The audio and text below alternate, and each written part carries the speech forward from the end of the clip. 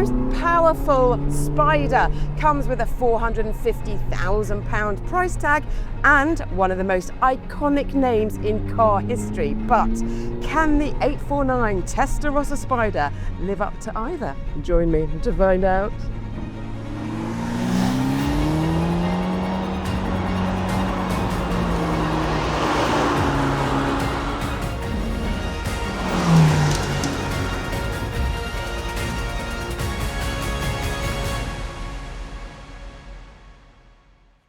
Welcome to the Driver Reviews channel. I'm Vicki Butler-Henderson and today we are in Tenerife testing a Testarossa. Now this is the first time Ferrari has put a convertible into production with that iconic name. It comes with a twin-turbo V8, a plug-in hybrid and over 1,000 horsepower. Oh yeah, and a price of just under £450,000. Now, if you are enjoying our reviews, then thank you, and we would love it if you pressed subscribe so that we can bring you more things like this.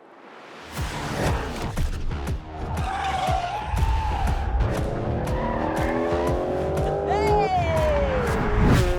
This thing is lightning fast! What a car! What a car! Oh, what a car! And that is what little hatches should be.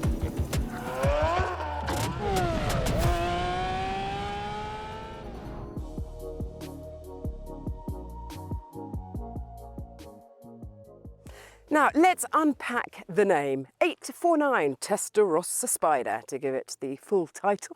And it comes hot on the heels of its coupe sibling, which replaces the SF90 Stradale. Now, the word spider is a nod to the big-wheeled, open-topped, horse-drawn carriages from the 1800s.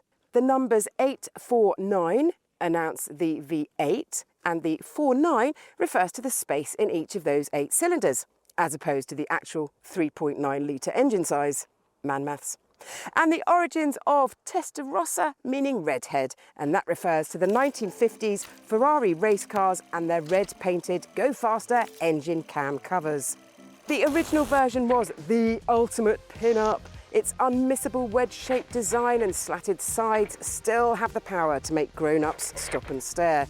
It remains an evocative machine that had starring roles in The Wolf of Wall Street and, momentously, the 1980s Miami Vice TV series. This Testarossa has a 1980s inspired wide front end and a 1970s inspired rear end, and I can also see shades of the current halo hypercar, the F80, in there as well. I personally think it lacks the cohesive beauty of older Pininfarina-penned supercars, but Ferrari's chief design officer, Flavio Manzone, and his in-house team have created the best power-to-weight ratio of any Ferrari Spider. Modern motorsport know-how has helped maximise the aerodynamics, and every scoop and swoosh, flick and fin work hard to move the air and make way for one of the most interesting sections of the car, the tail. The twin-wing creation is inspired by the brand's 1970 512S racing prototype, and if you go for the track-focused Assetto Fiorano version, well, it's even more aggressive. Should you wish to take off for a night away with a little luggage, well, it needs to be a little luggage because this is just a 74-litre frunk. Keeping the car on the road are a set of Pirelli P0R tyres, which have been developed in collaboration with Ferrari, and that is highlighted by the F marking on the sidewall.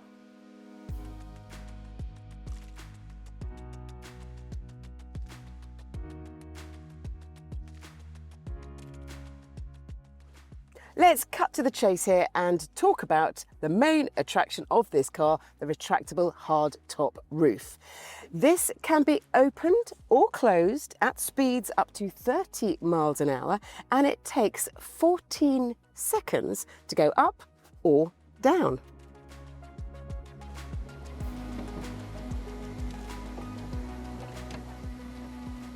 There's a 90-kilogram weight penalty for this car over the coupe Berlinetta, which is about the same weight as a Cotswold sheep, in case you're wondering. There's a new wind catcher system which sends air in a C shape around the front seats and through here. And then of course you have got a glass screen between the two seats as well. If wind catchers are your thing, then do have a look at the one in the Ferrari Roma Spider, and you can see our review of that by pressing the link. The seats in here come in two guises, carbon fibre racing ones or these comfort ones, and they are perfectly proportioned and sculpted for the majority of sizes and shapes. Don't forget there is Ferrari's personalisation department, which can create, construct and colour match pretty much anything you want in here to make your Ferrari unique. The cabin layout is a familiar one. Ferrari has yet to roll out the tactile phenomenon of the all-electric Luce interior. There is a welcome emphasis here on buttons that you push rather than the sliding thumbs around haptic controls, but you can still do that if you love them on the door mirrors. But the main drama, as ever, is around the steering wheel. It is littered with the most important keys to unlock the car's performance in a variety of ways. Underneath is the car's power, electric, hybrid, performance, and qualify. And then of course on the right is the Manettino, which gives you access to the handling. Wet, sport, race, CT off, everything off. Time, I think, to check it all out.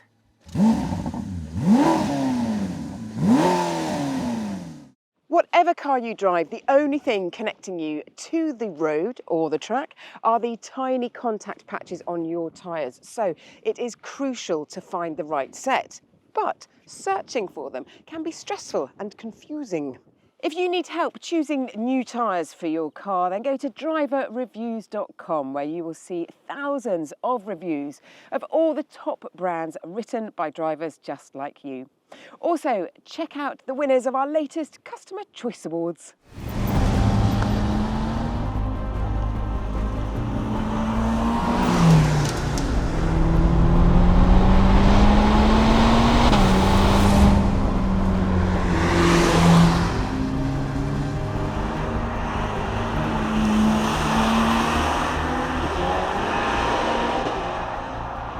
One of the best bits about any Ferrari Spider is this.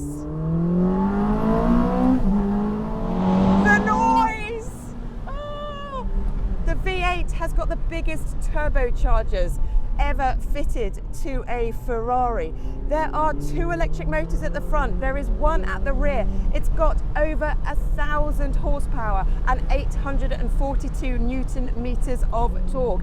Now, to put that into a tiny perspective, the original Testarossa with a V12 had just 390 horsepower.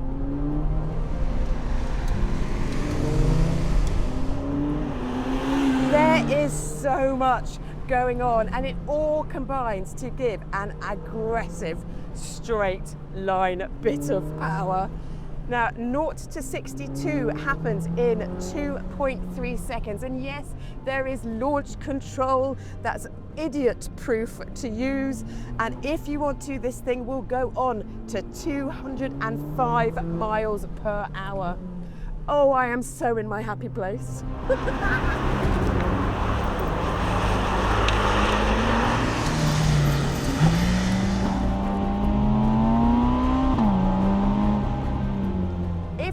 Any more validation about how fast this car is? Well, it can lap Ferrari's Fiorano test track faster than its predecessor. It's got an 8-speed dual clutch gearbox, which is, as ever with a Ferrari, a joy to go up or down thanks to these awesome paddles. There's just enough of a curve around the edges for you to grab or just sort of nick your fingers on. Honestly, I love these. All the way to 8,300 RPM. Oh, the brakes are phenomenal. Oh, I can hear a little bit of turbo when I lift off, a little bit of a...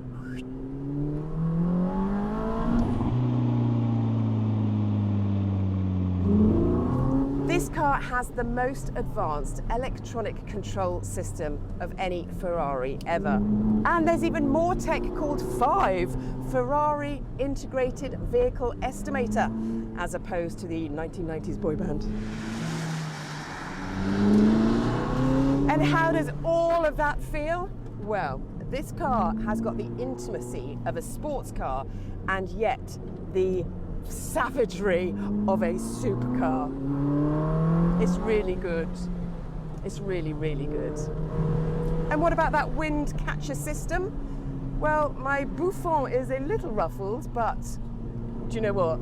Put my foot on the floor, I absolutely couldn't care what I look like.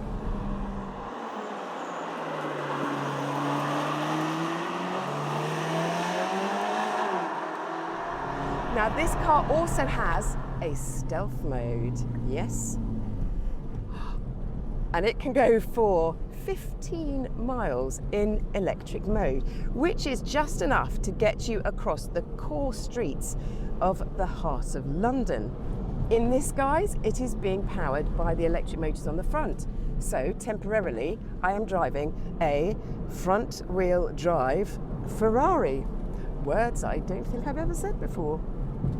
Then there's hybrid mode, which works out the whole system for you. You can override it though by going down a gear, engaging the engine, or putting your foot on the throttle, or the engine automatically comes back on again when the battery is empty and it then recharges itself.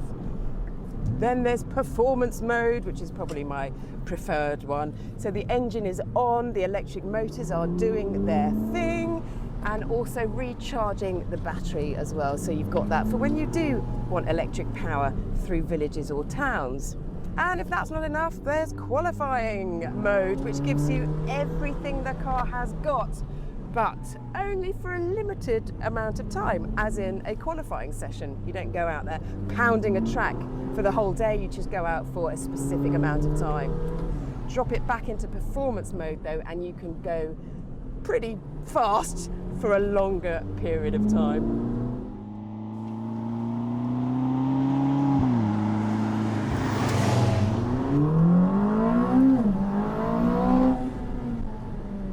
I love it when the lights come up on the steering wheel to give you a little visual nod to change gear. I mean, as if the engine note doesn't tell you anyway.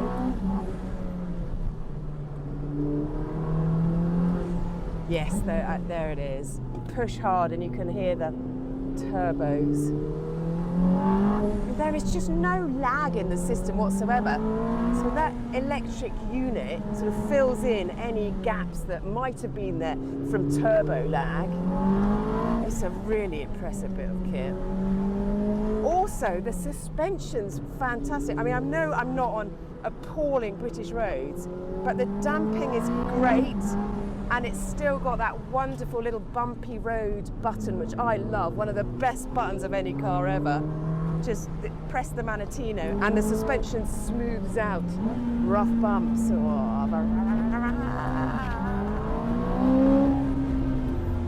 Oh yes! Mega, mega, mega.